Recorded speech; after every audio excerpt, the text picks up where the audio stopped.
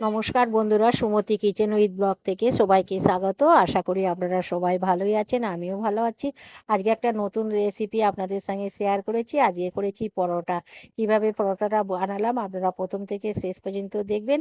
আর যে সকল নতুন বন্ধুরা আমার চ্যানেলে প্রথম, অবশ্যই চ্যানেলটিকে সাবস্ক্রাইব করবেন, পাশের বেল বাটনটি অন করবেন, সবার সঙ্গে শেয়ার করবেন, লাইক করবেন আর কমেন্ট করে জানাবেন আজকের পরোটা কেমন হয়েছে।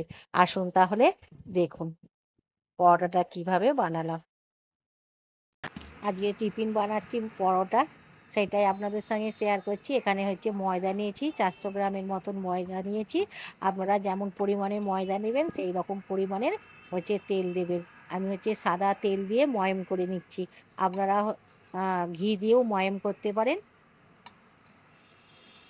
আমি হচ্ছে এখানে সাদা তেল দিলাম, 4 পোলা সাদা তেল দিলাম, স্বাদ মতন লবণ দিলাম আর চিনি দিলাম, গোটা চিনি দিলাম।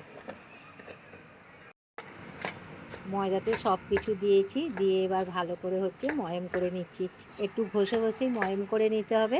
লবণ, চিনি আর তেলটা দিয়ে। আর চিনিটা আমি হচ্ছে গোটা দিয়েছি, যেহেতু গরম জল দিয়ে ময়দাটা মাখবো, তাহলে চিনিটা গলে যাবে। ভালো করে হচ্ছে ময়াম করা হয়ে গেছে। এবার হচ্ছে জল দিয়ে মাখবো, ফুটন্ত গরম জল দিয়ে মাখবো। জলটা ফুটে নিয়েছি, অল্প অল্প জল দিয়ে ময়দার একটা ডো তৈরি করে নেবো। গরম জল দিয়ে ময়দাটা মাখলে পরোটাটা নরম হয়। আর ঠান্ডা জল দিয়ে মাখলে পরোটা হচ্ছে বেলা যায় না, গুটি যায়। সেই জন্য গরম জল দিয়ে ময়দাটাকে মেখে নিয়ে পরোটাটা তৈরি করব। বেলতেও সুবিধা হবে। মাখা হয়ে গেছে, একটা ডো তৈরি করে নিয়েছি। এবার এই পাথরের মধ্যে হচ্ছে ভালো করে হচ্ছে ঠেসে নেবো। ময়দাটাকে ভালো করে ঠেসে নিয়ে পরোটাটা করলে খুবই নরম হবে। ঠেসা হয়ে গেছে, এবার হচ্ছে লেচি কেটে নিচ্ছি। আমি আমার মতন করে লেচি কাটছি, আপনারা আপনাদের পছন্দ মতন লেচি কাটবেন, ছোট বড় করে নেবেন। লেচিগুলো কাটা হয়ে গেছে, এবার হচ্ছে গোল করে নিচ্ছি।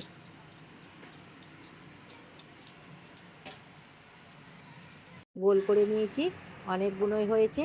আর এই পাথরের মধ্যে হচ্ছে পরোটাকে বেলে নেব। একটা লেচি নিয়ে বেলে নিচ্ছি, আর এই যে বেলে একটুখানি করে তেল দিচ্ছি, দিয়ে আবার এক পাট করে নিচ্ছি, নিয়ে আবার হচ্ছে বেলবো, আবার তেল দিচ্ছি। এইরকম পাটে পাটে তেল দিলে পরোটাগুলো হচ্ছে ফুলবে, আর খাওয়ার সময় এক একটা পাট হচ্ছে খুলে যাবে। পরোটাটা বেলে নিচ্ছি আমি। আর মোটা পাতলা পরোটাটা আপনারা বুঝেই করবেন, কতটা মোটা কতটা পাতলা করবেন। খুব ভালো করছিস। এই যে পরোটাটা বেলা হয়ে গেল।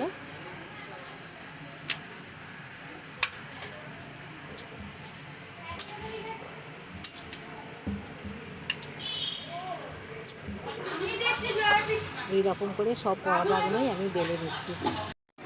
তাওয়াটা বসিয়ে দিয়েছি, সব পরোটাগুলো হচ্ছে বেলে নিয়েছি। এবার একটা পরোটা তাওয়ার মধ্যে দিয়ে দিলাম। 2 মিনিট হচ্ছে অপেক্ষা করব।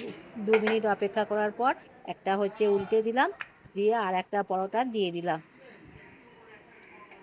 2 মিনিট করে অপেক্ষা করার পর পরোটাগুলো হচ্ছে উল্টে দিতে হবে। উল্টে পাল্টে ভালো করে হচ্ছে সেঁকে নিতে হবে। আর হচ্ছে মিডিয়াম আছে পরোটাগুলো হচ্ছে সেঁকে নিতে হবে। উল্টে পাল্টে পরোটাগুলো হচ্ছে সেঁকে নিয়েছি।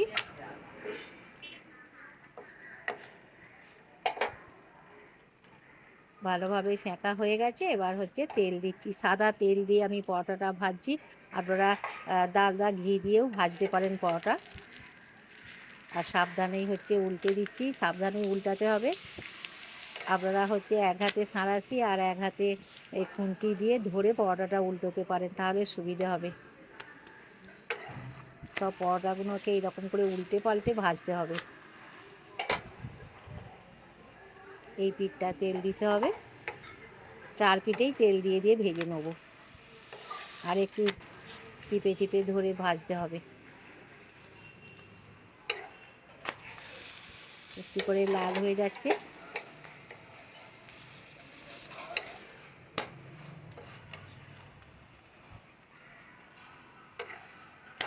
ফুল আছে ভাজলে পরোটাটা পুড়ে যাবে। এই পিঠটা এখনো হয়নি, এই পিঠটাকে উল্টে দিলাম।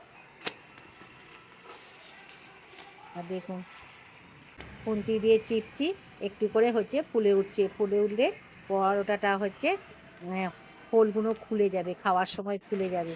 চিপে চিপে পরোটা ভাজলে পরোটাগুলো ফুলবে।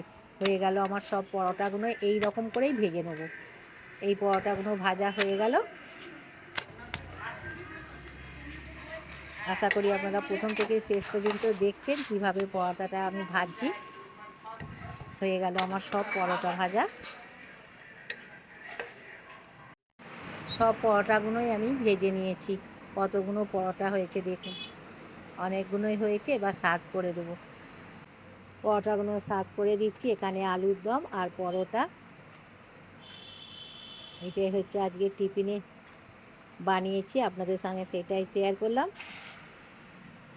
আর দিচ্ছি পান্তুয়া।